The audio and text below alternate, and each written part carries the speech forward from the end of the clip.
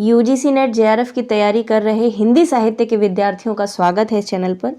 आज हम लोग यूनिट 10 इकाई 10 जो लगी हुई है आपके सिलेबस में, आत्मकथा, जीवनी तथा अन्य गद्य विधाएं, तो इसके हम लोग 100 प्रश्न लेकर प्रस्तुत हुए हैं, जिसमें आप लोगों को स्वयं का मूल्यांकन करना है कितने आपके प्रश्न सही हुए हैं और अंत में आप बता करके जाइएगा कितने प्रश्न आपके सही हुए हैं। ठीक है, तो चलिए शुरू करते हैं। पता चल जाएगा कितना आपका रिवीजन है और कितनी आसानी से आपने प्रश्नों को हल किया है।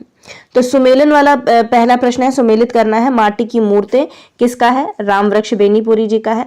मूर्धैया डॉक्टर तुलसीराम का है। आपूदरी रमणिका गुप्ता का है और जामुन का पेड़ कृष्णचंद्र का है। तो इस प्रकार से आपको हल करना है। अगर वीडियो को मैं आंसर में आपको बताती जाऊंगी, अगर वीडियो आपको ज्यादा फास्ट लगता है तो आप पॉज कर लीजिए, पहले मन में उत्तर दे लीजिए, टिक कर लीजिए कि हाँ मैंने ये उत्तर दिया। उसके बाद में आप स्वयं का मूल्यांकन कीजिए कि आपने प्रश्न सही किया है या गलत किया है। ठीक है, तो इसके आधार पर देखा जाए तो ए का थर्ड ऑप्शन सही होगा। ए का थर्ड ऑप्शन, ऑप्शन नंबर 3 इसका सही हो जाएगा। आगे चलते हैं। निम्नलिखित में से राम वृक्ष बेनीपुरी का रेखा चित्र नहीं है, तो कौन सा नहीं है? देखिए और बताइए। सही उत्तर हो जाएगा अब तो बात फैल गई। लाल तारा, माटी की मूर्ति और गेहूं गुलाब, ये तीनों ही राम वृक्ष बेनीपुरी के रेखा चित्र हैं। निम्नलिखित में से माटी की मूर्ति का शब्द चित्र नहीं है। कौन शब्द चित्र नहीं है? कौन सा कैरेक्टर इसमें नहीं आया है? तो सोना कैरेक्टर नहीं आया है। भौजी भी है, रजिया भी है, बुधिया भी है, परंतु सोना का कोई चरित्र इसमें नहीं दिखाया गया है। निम्नलिखित में से बाल गोविंद भगत का संबंध किस कृति से है? तो और कोई नहीं, माटी की मूर्ति से संबंधित है बाल गोविंद भगत का कैरेक्टर। माटी की मूर्ति वह शब्द चित्र जिसमें लेखक ने पाया कि वह झूठ कभी नहीं बोलता, वह लड़कपन में चोरी से अमरूद तोड़ने से भी नहीं चूकता। कौन है ऐसा पात्र? जिन्होंने पढ़ा होगा, और मैंने पूरे के पूरे 12 रेखा चित्र एक एक शब्द के साथ में पढ़ा है। जिनको देखना है वहां प्लेलिस्ट बनी हुई है, वहां से जाकर आप देख सकते हैं। तो ये देव के ऊपर इंगित करता है ये कथन। किस शब्द चित्र के माध्यम से राम वृक्ष बेनीपुरी द्वारा सामाजिक परिस्थिति, जन अपराधी मनोवृत्ति एवं दोषपूर्ण व्यवस्था की समस्या को अंकित किया गया है? सही उत्तर हो जाएगा बैजू मामा। कला का काम जीवन को छिपाना नहीं, उसे उभारना है। कला वह जिसे पाकर जिंदगी निखर उठे, चमक उठे। उक्त कथन का संबंध किस रचना से है? तो इसका संबंध है माटी की मूर्ति से। आगे चलते हैं प्रश्न नंबर 8 की ओर। प्रश्न नंबर 8 है, ये माटी की बनी है, माटी पर धरी हैं, इसलिए जिंदगी के नजदीक हैं, जिंदगी से सराबोर हैं। ये देखती हैं, सुनती हैं, खुश होती हैं, शाप देती हैं, आशीर्वाद देती हैं। इसका संबंध किस लेखक से है? तो राम वृक्ष बेनीपुरी से संबंधित है। और ये भूमिका से लिया गया। मैंने भूमिका भी पढ़ाई हुई है। अभी हाल ही में मैंने एक क्लास ली थी जिसमें भूमिका और जो राम वृक्ष बेनीपुरी का जितना भी जीवन कृतित्व रहा है उससे संबंधित जितनी भी इनकी कृतियां रही हैं, कौन कौन सी पत्रिकाओं का संपादन किया है, सब मैंने उसमें बताया है। आप वीडियो की प्लेलिस्ट में जाएंगे तो आपको इसी यूनिट 10 में ही आपको ये वीडियो मिल जाएगा। निम्नलिखित में से महादेवी वर्मा रचित संस्मरणात्मक रेखा चित्र नहीं है। कौन सा रेखा चित्र के अंतर्गत नहीं आता है? साहित्य के सहचर नहीं है। निम्नलिखित में से ठकुरी बाबा रेखा चित्र के पात्र नहीं है। कौन पात्र नहीं है? तो पात्र बुधिया नहीं है। ठीक है, बेला है, सहुआइन है, काछी है, लेकिन बुधिया इसमें कोई कैरेक्टर नहीं। बुधिया किसमें है? माटी की मूर्ति में। महादेवी वर्मा की ठकुरी बाबा से भेंट कहाँ पर होती है? तो प्रयाग में होती है। ऑप्शन नंबर 1 सही है। निम्नलिखित में से किस समस्या का चित्रण ठकुरी बाबा रेखा चित्र में नहीं किया गया है? किसका जिक्र नहीं देखने को मिलता है ठकुरी बाबा में? पढ़ा होगा आपने महादेवी वर्मा का ये रेखा चित्र। तो इसमें शहरी जीवन की समस्या को नहीं दिखाया है। विधवा की समस्या, विधुर की समस्या, वृद्ध की समस्या, तीनों ही समस्याएं उभारी गई हैं। बूढ़े ठकुरी बाबा भाटवंश में अवतीर्ण होने के कारण, कवि और कवि होने के कारण मेरे सजातीय कहे जा सकते हैं। उक्त कथन में लेखिका ने ठकुरी बाबा के किस लक्षण की ओर संकेत किया है? सही उत्तर हो जाएगा श्रेष्ठ कवि का लक्षण। कवि करेगा ही क्या यदि उसकी इकाई सबकी इकाई बनकर अनेकता नहीं पा सकती, और श्रोता सुनेंगे ही क्या यदि उन सबकी विभिन्नताएं कवि में एक नहीं हो सकी। बताइए कथन किसका है, किससे संबंधित है ये कथन, या फिर किसने कहा है? तो ये महादेवी वर्मा का कथन है। उनके लिए जीवन धरती का वरदान, काव्य उसके सौंदर्य की अनुभूति, प्रेम उसके आकर्षण की गति और शक्ति उसकी प्रेरणा का नाम है। उक्त कथन का संबंध किस रचना से है? ठकुरी बाबा। मूर्धैया आत्मकथा का प्रकाशन वर्ष क्या है? 2010। और मणिकर्णिका का 2014। निम्नलिखित में से कौन सा विकल्प ठकुरी बाबा रेखा चित्र का नहीं है? बताइए कौन सा गाना इसमें नहीं आया, कौन सा गीत नहीं आया? बहुत अच्छा प्रश्न है। खेले लागो आंगन हुनर कन्हैया हो, ये आया हुआ है। चलत प्राण काया काहे कोई राम, ये नहीं आया है। प्रभु एक तुम बिन आसर कोई ना, ये भी आया है। जागी कृपा निधि पंछी बन बोले, तो चलत प्राण काया काहे कोई राम, ये नहीं है। तो ऑप्शन नंबर 20 का सही है। मुर्धैया आत्मकथा के प्रथम शीर्षक का नाम बताइए। और कितने शीर्षक में विभाजित है? 7 शीर्षक में विभाजित है। कमेंट बॉक्स में 7 शीर्षकों के नाम लिखिए। ठीक है, तो इसका सही उत्तर हो जाएगा भूतही पारिवारिक पृष्ठभूमि, ये इसका प्रथम शीर्षक है। ठीक है, आगे, हमारा परिवार संयुक्त रूप से बृहद होने के साथ साथ वास्तव में एक अजायब घर ही था, जिसमें भूत प्रेत, देवी देवता, संपन्नता विपन्नता, शकुन अपशकुन, मान अपमान, न्याय अन्याय, सत्य असत्य, ईर्ष्या द्वेष, सुख दुख आदि आदि सब कुछ का, किंतु शिक्षा कभी नहीं थी। सब कुछ था लेकिन शिक्षा क्या का अभाव देखने को मिलता है। किस कृति से रिलेटेड है ये? तो ये है मुर्धैया, डॉक्टर तुलसीराम की आत्मकथा। मुर्धैया के लेखन ने किसके अनुरोध पर अपनी बस्ती में रामायण पढ़ने का कार्य किया था? बढ़िया प्रश्न। मुनेस्सर होगा ये, मुनेस्सर, विशेश्वर, विश्वेश्वर या हरदेव चाचा। किसके कहने पर लेखक ने रामायण पढ़ने का कार्य किया था? तो उनके चाचा थे कौन? मुनेस्सर। ठीक है, मुनेस्सर इसका सही उत्तर हो जाएगा। मुर्धैया के कौन से शीर्षक में लेखक की महाविद्यालयी शिक्षा का उल्लेख हुआ है? तो आजमगढ़ में फाकाकशी में इन्होंने इसका उल्लेख हुआ है, इनकी महाविद्यालयी शिक्षा का। बचपन में दुखित होने का मतलब होता कि आंखों से आंसू आ जाना। बचपन में दुखित होने का मतलब होता था, यहाँ पे होना चाहिए, होता था कि आंखों में आंसू आ जाना। ऐसे अवसरों पर मेरी दादी आंख धो लेने को कहती थी, किंतु आपका अनुभव बताता है कि चंद पानी के छींटों से दुख की निशानी नहीं मिट सकती। मुर्धैया से लिया गया है। एक तो अकाल की महामारी, दूसरे अंधविश्वासों का बोलबाला दलितों के लिए गरीबी में आटा गीला करने वाला साबित होता था। उक्त कथन किससे रिलेटेड है? तो यह है तुलसीराम से रिलेटेड। प्रश्न नंबर 24, निम्नलिखित में से कौन सा पात्र मुर्धैया आत्मकथा से संबंधित नहीं है? पिघला, जोगसी, बैगना, धीरजा, बताइए। तो धीरजा नहीं है, आवारा मसीहा की है धीरजा। पिघला, जोगसी और बैगना, ये तीनों ही पात्र किसमें है? मुर्धैया आत्मकथा में। शिवरानी देवी कृत प्रेमचंद घर में 1944 में प्रकाशित हुई।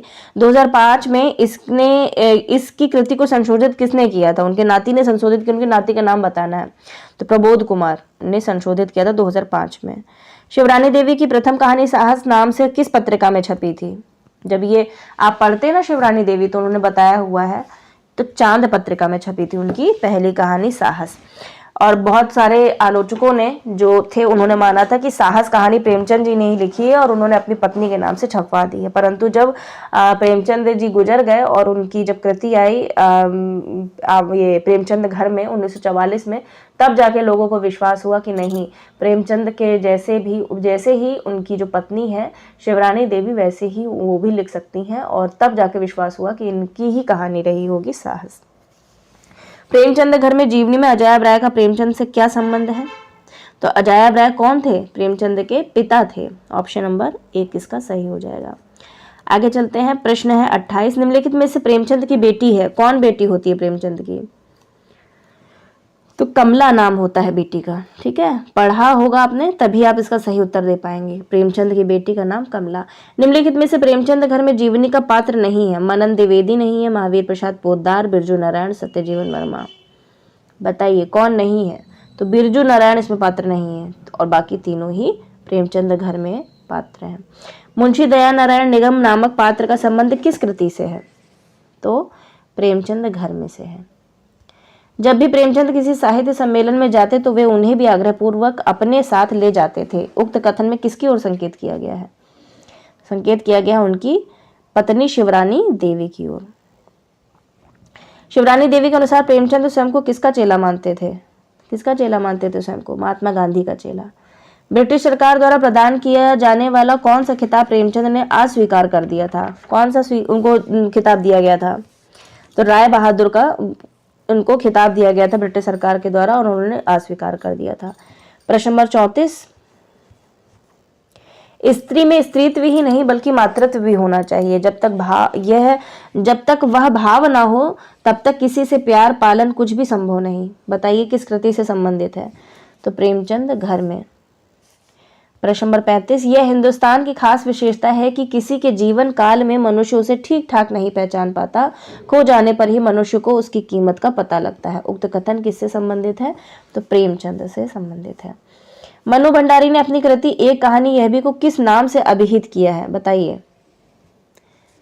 सही उत्तर हो जाएगा ऑप्शन नंबर 2, लेखकी आत्मकथा के नाम से इन्होंने अभिहित किया है एक कहानी यह भी को।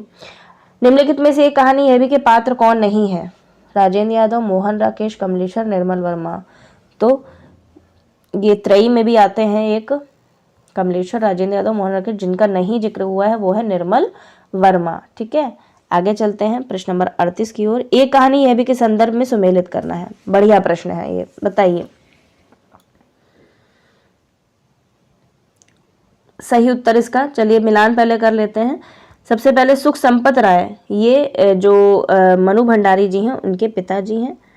अनूप कुंवरी उनकी माता का नाम रहता है। स्नेह लता ये रहता है इनकी बहन का नाम, किसकी? मनु भंडारी की। और रचना जो है मनु भंडारी की पुत्री होती है। ठीक है, तो इसके आधार पर आपका थर्ड ऑप्शन सही हो जाएगा।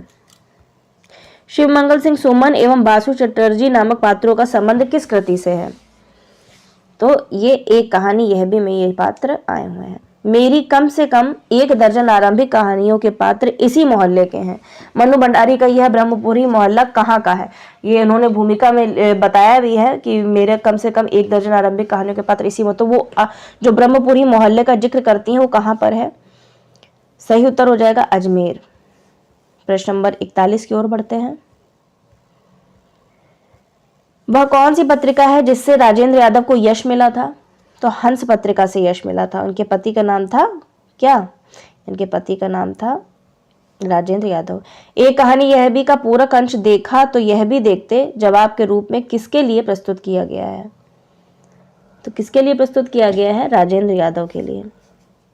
देखो छत जरूर हमारी एक होगी लेकिन जिंदगियां अपनी अपनी होंगी, बिना एक दूसरे की जिंदगी में हस्तक्षेप किए बिल्कुल स्वतंत्र, मुक्त और अलग। उक्त कथन का संबंध किस कृति से है? तो एक कहानी यह भी। हर कलाकार अपनी रचनाओं में भी दूसरों के बहाने से कहीं न कहीं अपनी जिंदगी के अपने अनुभव के टुकड़े ही तो बिखेरता रहता है। ये किसने कहा है? मनु भंडारी कहती हैं। मनु भंडारी विक्रम विश्वविद्यालय उज्जैन में किस सृजन पीठ की अध्यक्ष रही थी? तो प्रेमचंद सृजन पीठ की अध्यक्ष रही थी मनु भंडारी। आवारा मसीह के तीसरे और अंतिम पर्व का नाम बताइए। देखिए सबसे पहला है दिशाहारा, पहला पर्व, फिर दिशा की खोज दूसरा पर्व, और दिशांत ये तीसरा पर्व। तो अगर पूछा जाए कि तीसरे और अंतिम पर्व का नाम क्या है तो दिशांत हो जाएगा। ऑप्शन नंबर 4 इसका राइट है। आगे चलते हैं प्रश्न नंबर 47। आवारा मसीहा कृति की विधा क्या है? तो ये एक जीवनी है, याद रखिएगा। किसकी जीवनी है आवारा मसीहा? शरद चंद्र चट्टोपाध्याय की जीवनी देखने को मिलती है आवारा मसीहा में। किसने लिखी है? तो विष्णु प्रभाकर जी ने लिखी है। विष्णु प्रभाकर ने किसकी प्रेरणा से आवारा मसीहा कृति का सृजन किया है? बताइए किसकी कृति से मतलब किसकी प्रेरणा से इन्होंने आवारा मसीहा लिखी? तो अपनी भूमिका में ही लिखते हैं कि श्री नाथुराम प्रेमी के द्वारा की प्रेरणा से ही मैंने आवारा मसीहा को लिखना शुरू किया। आवारा मसीहा के संदर्भ में सुमेलित करना है, चलिए मिला लीजिए। केदारनाथ, मोतीलाल यायावर, सुरेंद्र, राजेंद्र नाथ। तो सुरेंद्र जो सुरेंद्र है ये तो इनके मामा हैं। केदारनाथ इनके नाना का नाम था। मोतीलाल यायावर, यायावर कौन होता है? जो घूमने की प्रवृत्ति रखते। तो इनके पिता भी घुमक्कड़ी थे, इसी वजह से जो शरद चंद्र थे वो भी घुमक्कड़ी। पूरा उपन्यास में देखेंगे घूमते ही रहे, कभी रंगून गए, कभी कोलकाता वापस आ गए, कभी कहीं गए, कभी कहीं गए। राजेंद्र नाथ इनके घनिष्ठ मित्र का नाम है। आगे चलते हैं प्रश्न नंबर 50 की ओर।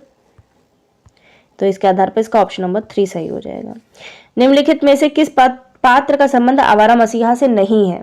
कुसुम कामिनी, शांति, निरुपमा, मोहिनी। बताइए। मोहिनी इसमें कोई पात्र नहीं। शांति इनकी पत्नी, निरुपमा और कुसुम कामिनी। अक्षर पंडित, राम रतन, बेनी माधव, बंदोपाध्याय इत्यादि पात्रों का संबंध किस कृति से है? बंदोपाध्याय आ गया तो मतलब कोलकाता, कोलकाता मतलब आवारा मसीहा। नितांत स्वच्छंद व्यक्ति का जीवन क्या किसी के लिए अनुकरणीय हो सकता है? कथन में यह नितांत स्वच्छ व्यक्ति कौन है? तो नितांत स्वच्छ व्यक्ति और कोई नहीं, शरद चंद्र जी को कहा गया है। शरद चंद्र को बचपन में किस नाम से पुकारा जाता था? तो न्याड़ा, ये न्याड़ा नाम से पुकारा जाता था। निम्नलिखित में से कथाकार शरद चंद्र चट्टोपाध्याय का संबंध किस स्थान से है? तो बंगाल से है। वह अपने को निरीश्वरवादी कहकर प्रचारित करता था, लेकिन सारे व्यसनों और दुर्गुणों के बावजूद उसका मन वैरागी मन था। उक्त कथन का संबंध किस रचना से है? तो आवारा मसीहा से है। किसके बारे में है? तो शरद चंद्र के बारे में। विरह बोध ही जीवन और यौवन का आवेग है, बुद्धि इसकी था नहीं पा सकती, हृदय से ही इसका स्वरूप जाना जा सकता है। उक्त कथन का संबंध किस रचनाकार से है? सही उत्तर ऑप्शन नंबर 4, विष्णु प्रभाकर। निम्नलिखित में हरिवंश राय बच्चन की आत्मकथा का भाग नहीं है, तो क्या भूलू क्या याद करूं। फिर ये आई थी 1969 में, 1969, फिर नीड़ का निर्माण फिर 1970, फिर बसेरे से दूर हुई थी, उसके बाद 1977 में आई थी बसेरे से दूर, और 10 द्वार से सोपान तक 1985। इसका समय जरूर नोट कर लीजिएगा। तो जो नहीं आई है वो है जलती हुई नदी। निम्नलिखित में से कौन से पुरस्कार से 1991 में हरिवंश राय बच्चन को सम्मानित किया गया था? तो सरस्वती सम्मान से सम्मानित किया गया था। इसमें केवल बच्चन जी का परिवार और उनका व्यक्तित्व ही नहीं उभरा है, बल्कि उनके साथ समूचा काल और क्षेत्र भी अधिक गहरे रंग से उभरा है। हरिवंश राय बच्चन के संदर्भ में उक्त कथन किसका है? अच्छा, भूमिका जरूर पढ़ लीजिएगा, मैंने पढ़ाई हुई है, और भूमिका में बहुत सारे जो आलोचक है उन्होंने अपनी अपनी राय व्यक्त की है इस क्या भूलू क्या याद करूं आत्मकथा को लेकर के, और पूछा भी जा सकता है। ठीक है, ये याद कर लीजिएगा। तो जो ये अधिक गहरे रंग को उभारा है, ये कहने वाले कौन है? हजारी प्रसाद द्विवेदी जी। क्या भूलू के याद करो के संदर्भ में सुमेलित करना है? चलिए मिलान कीजिए, बढ़िया प्रश्न है। भोलानाथ, मिट्ठूलाल, प्रताप नारायण, ईश्वरी प्रसाद। तो जो प्रताप नारायण है ये पिता थे किसके? हरिवंश राय बच्चन के, मतलब अमिताभ बच्चन के नाना का नाम क्या था? प्रताप नारायण। फिर मिलान करना है आपको। ये मिट्ठूलाल कौन थे? तो मिट्ठूलाल थे परबाबा।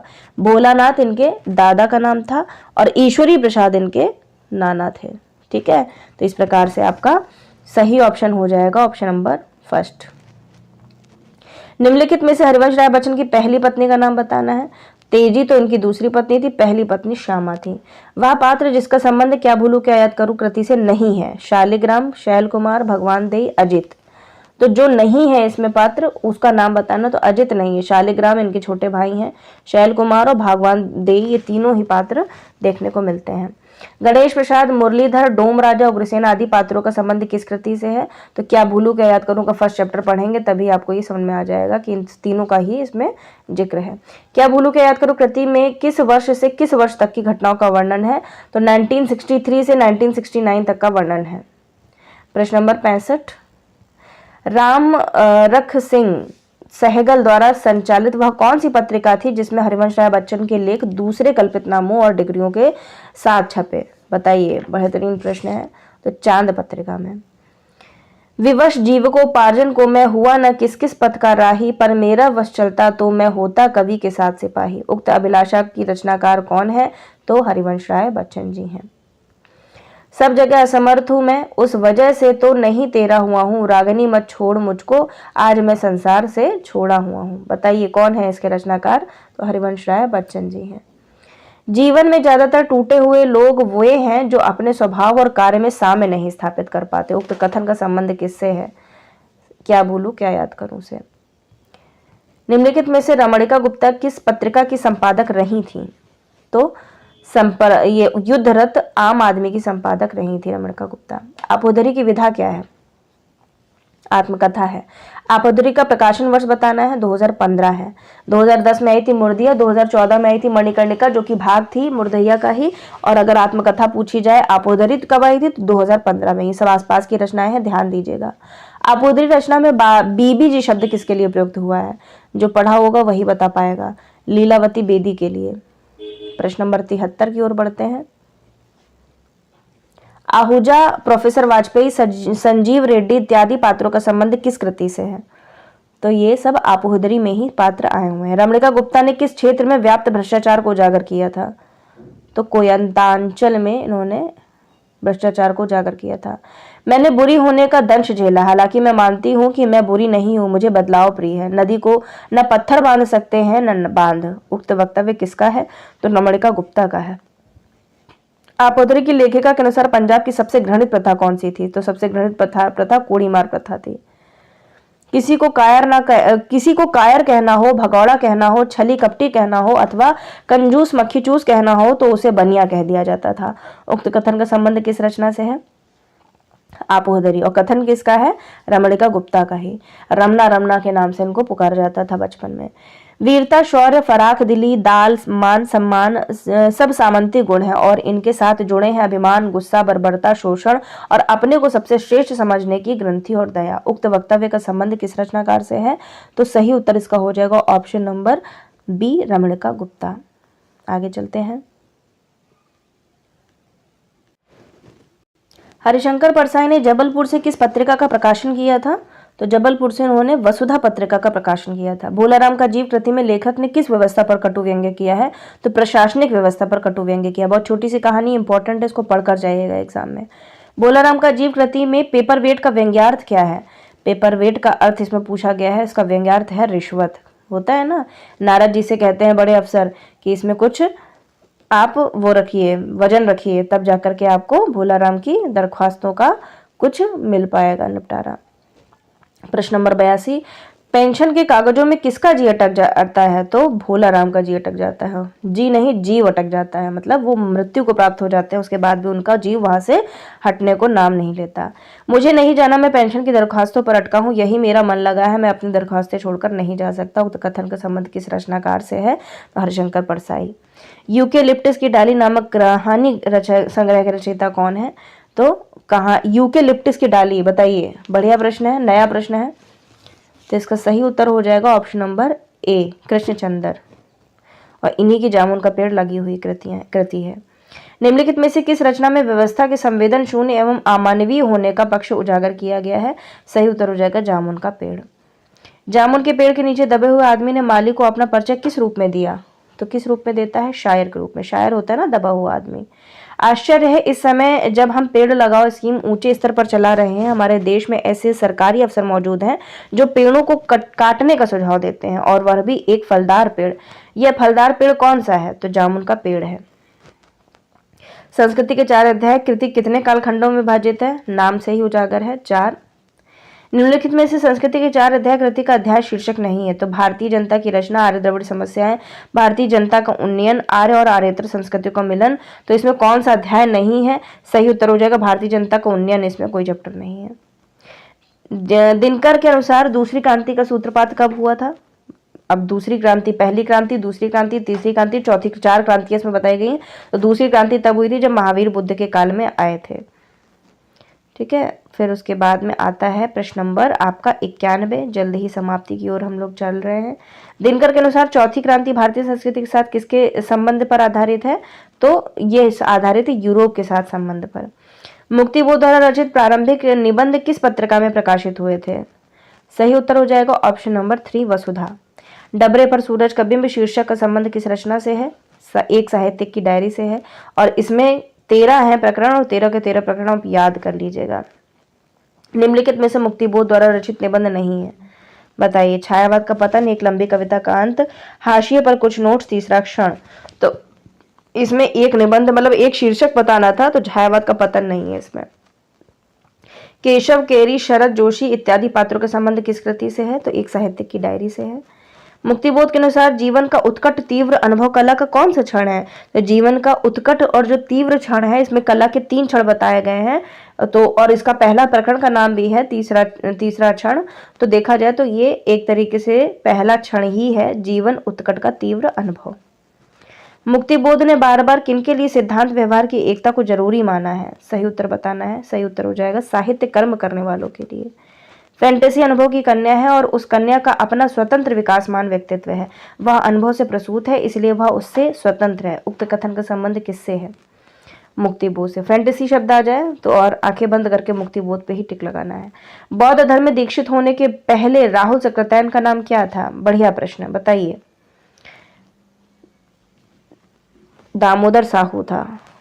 ठीक है, ये दामोदर होना चाहिए, एक बार मैं कंफर्म कर लूंगी। ठीक है, ये राहुल सक्रातायन का पूरा नाम दामोदर साधु पढ़ा है मैंने। मेरी तिब्बत यात्रा जो है, अगला प्रश्न पढ़ते हैं। मेरी तिब्बत यात्रा का प्रकाशन वर्ष इंपॉर्टेंट है, 1937। मेरी तिब्बत यात्रा कृति कितने भागों में विभक्त हुई है? तो 5 भागों में विभक्त है। 5 शीर्षक है, याद कर लीजिएगा। ठीक है, सभी धर्म स्थान झूठ के अड्डे हैं, शायद उतनी झूठी कथाएं और जगह नहीं मिलेंगी जितनी धर्म के दरबार में। धर्म वस्तुतः झूठ की आयु को लंबा करने में बड़ा सहायक होता है। उक्त कथन का संबंध किस रचनाकार से है, बताइए किसने कहा है ये वक्तव्य, तो राहुल सकृत्यायन का ये वक्तव्य है। अज्ञे ने इलाहाबाद से कौन सी पत्रिका निकाली थी, तो प्रतीक पत्रिका निकाली थी। अरे यायावर रहेगा याद में कुल कितने यात्रा वर्णन संग्रहित हैं, तो अरे यायावर रहेगा याद में 8 यात्रा वर्णन सम्मिलित है, और 8 के 8 प्रकरण याद कर लीजिएगा। कुल्लू मनाली के सभ्यता तथा संस्कृति का वर्णन किस शीर्षक में हुआ है, तो देवताओं के अंचल में कुल्लू मनाली का जिक्र हुआ है। नक्शे में मैं अब भी देखता हूँ, वास्तव में जितनी यात्राएं स्थूल पैरों से करता हूँ उससे ज्यादा कल्पना के चरणों से करता हूँ। किस कथन का, किस रचनाकार का ये कथन है, तो राहुल सकृत्यायन जी का ये, माफ कीजिएगा, ये कथन राहुल सकृत्यायन का नहीं है, ये है अज्ञे जी का कथन। ठीक है, इंपॉर्टेंट है क्योंकि यायावरी प्रवृत्ति आपको राहुल सकृत्यायन में देखने को मिलती है, लेकिन जो अरे यायावर याद रहेगा याद है, इसमें ये कथन आया है। नक्शे में अब भी देखता हूँ, वास्तव में जितनी यात्राएं स्थूल पैरों से करता हूँ उससे ज्यादा कल्पना के चरणों से करता हूँ, अज्ञे का कथन है। ठीक है, तो यहाँ पर आपके 100 से ऊपर प्रश्न हो चुके हैं।